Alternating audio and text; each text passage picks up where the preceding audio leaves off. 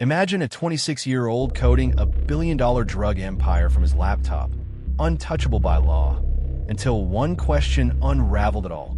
Who was the Dread Pirate Roberts? Picture this. It's 2011, and the internet's shadowy corners hum with a secret. A marketplace unlike any other flickers to life. Anonymous, encrypted, and flush with cash. Drugs, weapons, hacking tools, all traded like groceries on Amazon. But with one twist, no one knows who's behind it. This is the Silk Road, a digital black market that turned Bitcoin into a criminal currency and made its creator a legend. That creator? Ross Ulbricht, a lanky Texan with a physics degree and a mind wired for rebellion. He didn't just build a website. He crafted an empire, one keystroke at a time, blending genius with a gambler's nerve. Welcome to the Mastermind Files True Crime, where we don't just chase the crime, we peel back the psychology driving it. Ross wasn't your average dealer. No gritty street corners or thuggish bravado here. He was a strategist, a chess player in a game of cops and coders, using encryption as a shield and anonymity as his sword. The Silk Road wasn't about chaos. It was about control, a perfectly orchestrated system where buyers and sellers danced to his tune. In its peak, it raked in over $1 billion, all while Ross hid behind a pseudonym, the Dread Pirate Roberts. How did a quiet kid from Austin dream up something so audacious? It started with a spark, an idea that the internet could be more than a tool. It could be a kingdom. Ross saw the dark web's potential not just to sell, but to rewrite the rules of power. He wasn't slinging dope for kicks. He was testing a philosophy, a twisted libertarian streak that said freedom trumped law. Every line of code he wrote, every encrypted message he sent, was a middle finger to authority. And it worked. For a while. New to the Mastermind Files True Crime? We don't just tell crime stories.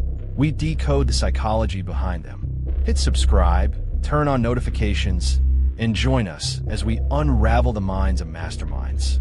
Because Ross's story isn't just about drugs or money. It's about a brain so sharp it cut through the system until the system cut back. What drove him to risk it all? Stick around, because the layers of this digital labyrinth go deeper than you think. Ross Ulbricht wasn't born a kingpin.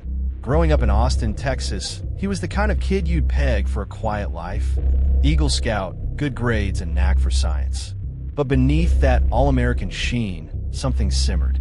By his mid-20s, Ross had a master's in materials science and a restless streak. He tried the straight path, grad school, a startup selling crystals online, but it wasn't enough. He craved something bigger, something that matched his intellect. That's when the seed took root. A marketplace free from rules, powered by code, and fueled by a new digital gold called Bitcoin. The first move was small, but seismic. In 2010, Ross started tinkering with Tor, the dark web's cloak of invisibility. He taught himself to code a site, crude at first, hosted on his laptop. The plan? Sell magic mushrooms he'd grown himself, $50 a pop. He called it the Silk Road, a nod to ancient trade routes, but this was no dusty caravan. It was a digital bazaar, launched in January 2011 with a single listing and a wild dream. Ross didn't just want to sell, he wanted to build a system. A place where buyers and sellers could trade anything. No questions asked, shielded by encryption, and paid in untraceable crypto. Here's where the brilliance kicks in. Ross didn't stumble into this. He planned every step. He studied Bitcoin's blockchain, grasped its anonymity, and paired it with Tor's hidden pathways. He wasn't loud or flashy. He was methodical, a thinker who saw the internet as a chessboard. His early posts on forums, under aliases, pitched the Silk Road as a safe haven for free trade. That was the hook. Safety. Vendors flocked, listings grew: weed, pills, coke, and Ross took a cut of every deal, a digital toll booth operator. He wasn't charming or intimidating. He was invisible, a ghost pulling levers. The stakes were insane from day one. One slip, a leaked IP, a sloppy login, and the feds could knock on his door. Yet Ross thrived on it. His journals, later uncovered, reveal a mind obsessed with control, not chaos. "I am creating something pure," he wrote, as if this was his utopia. The Silk Road wasn't just a hustle. It was his manifesto, a middle ground between idealism and greed. By mid-2011, it was humming, a few thousand users swapping cash for contraband. But this was just the opening gambit. Ross was already plotting the next move, and the board was about to get a lot bigger. By 2012, the Silk Road wasn't a side hustle. It was a juggernaut. Ross Ulbricht, still just 28, watched his creation explode. Listings ballooned to thousands, heroin, ecstasy, even fake IDs, moving millions in Bitcoin. The site's escrow system, a stroke of genius, built trust in a world of liars. Buyers paid, vendors shipped, Ross held the cash until delivery. Disputes? He played judge, keeping the machine humming. What started on a laptop was now a billion-dollar shadow economy, and Ross, cloaked as the Dread Pirate Roberts, was its puppet master. His psychological game was next level. Ross didn't just run a site. He cultivated a myth. DPR wasn't a name. It was a persona borrowed from the Princess Bride, a rotating title for an untouchable ruler. On Silk Road forums, he posted manifestos, calm, articulate, dripping with libertarian swagger, casting himself as a revolutionary, not a crook. He manipulated trust like a pro, convincing vendors he was their protector, not their boss. Behind the scenes, he logged every move in journals, tracking profits, tweaking code, studying his users like a scientist. It was cerebral, not chaotic, a mind bending the dark web to his will. The risks? Sky high. Feds were sniffing around, and Bitcoin's buzz drew hackers like flies. Ross balanced it all with eerie precision, moving servers, dodging leaks, even hiring coders anonymously to scale the site. Picture him in a coffee shop, laptop open, sipping an espresso while routing a deal for 10 kilos of weed halfway across the world. That's the atmosphere he thrived in. Quiet control amid digital storms. Here's a takeaway. Ross's real edge was reading people. He knew vendors craved safety, buyers wanted reliability. He gave them both, wielding authority without ever showing his face. That's a power move you can spot in boardrooms or even friendships. Understand what people need, deliver it, and they'll follow you anywhere.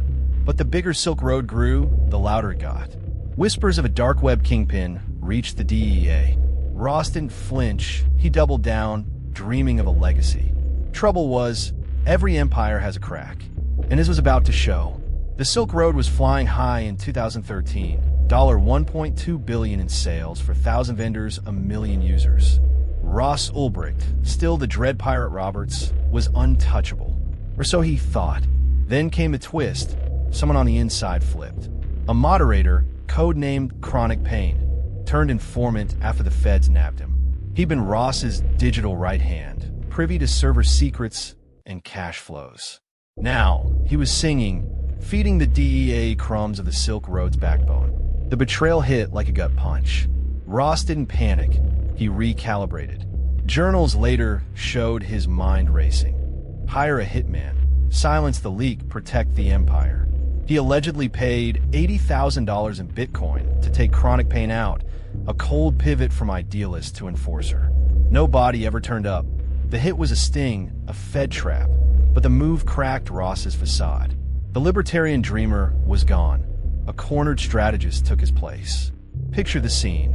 Encrypted chats burning up, Bitcoin wallets shifting, a man staring at his screen, weighing life against legacy.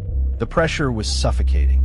Feds closed in, tracing transactions, rating vendors. Ross kept moving. New aliases, new servers. His mind a steel trap even as the walls tightened. He wasn't just fighting law. He was battling his own creation.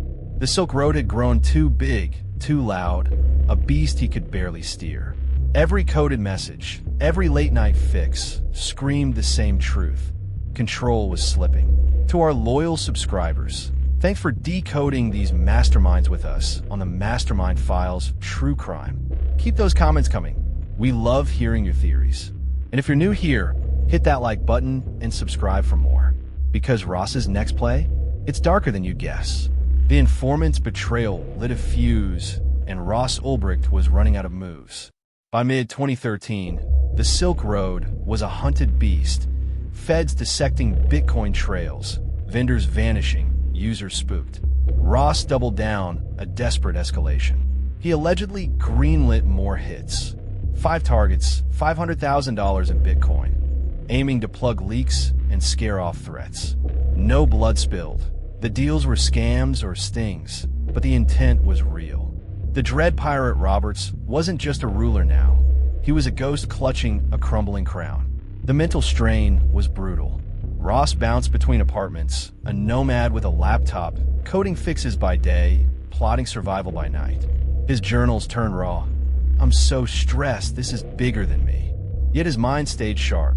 He rerouted servers to Iceland, masked IPs, even toyed with bribing cops.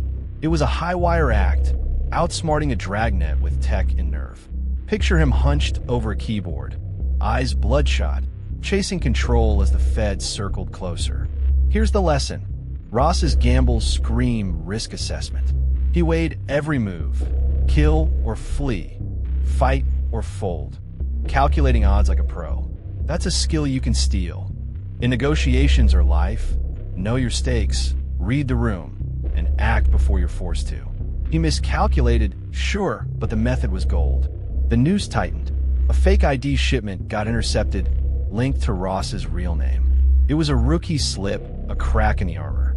The feds were inches away, and he didn't even know it. What's next? The edge of the abyss. October 1st, 2013. Ross Ulbricht sat in a San Francisco library, laptop open, tweaking the Silk Road. The climax was here, not a blaze of glory, but a quiet trap. Feds had his name, his face, his every move. Undercover agents slid into seats nearby, waiting. One distraction, a staged argument, and they pounced, snatching his laptop mid-login. The screen glowed with Silk Road admin pages, Bitcoin keys, proof of the Dread Pirate Roberts. Ross didn't fight. He froze. A king checkmated. The final insight? His fatal oversight. Ross preached anonymity, but slipped, reusing emails, buying IDs with his real name. His psyche cracked under the weight. A man so obsessed with freedom, he chained himself to a screen. The empire crumbled in seconds. Servers seized, sites shuttered, $1.2 billion in trades frozen. Take this away. Ross's adaptability was his edge. He bent rules, shifted plans, persuaded thousands to buy in. That's power. Twist the game to fit your hand, whether it's business or life. He overplayed it, but the principle holds. So here's the question. Was Ross a genius undone by hubris, or a dreamer crushed by a system he defied? What would you risk for that kind of control? Ross Ulbricht's fall echoed beyond the dark web. Arrested at 29, he faced trial in 2015, calm, almost detached, as prosecutors stacked evidence. Millions in Bitcoin, hitman chats, a digital trail of audacity. Convicted on 7 counts, he got life without parole, a brutal capstone to a billion-dollar dream. The Silk Road was dead, but its ghost lingered. Bitcoin soared, dark web markets multiplied, and Ross became a martyr to some, a cautionary tale to others. The legacy? Psychological, not just criminal. Ross rewrote power's playbook, control without force, influence through code. He proved a single mind could bend systems, until it bent too far. His rise seduced libertarians and hackers. His crash warned of unchecked ambition. The feds won, but the questions he raised about privacy, freedom, authority still simmer, unresolved. Picture him now, a lanky figure in a cell, journals swapped for silence, a mastermind reduced to memory. The Silk Road didn't just sell drugs, it sold a vision, one that still haunts the internet's edges. Was he a villain, a visionary, or both? That's the enigma the Mastermind Files True Crime leaves you with. If you've enjoyed decoding the strategy behind this criminal mind, subscribe to the Mastermind Files True Crime. We don't just tell crime stories, we decode the psychology behind them, daily at 5 p.m. Eastern Daylight Time. Hit subscribe, turn on notifications, and share your thoughts in the comments. Join us for more deep dives into the minds of masterminds.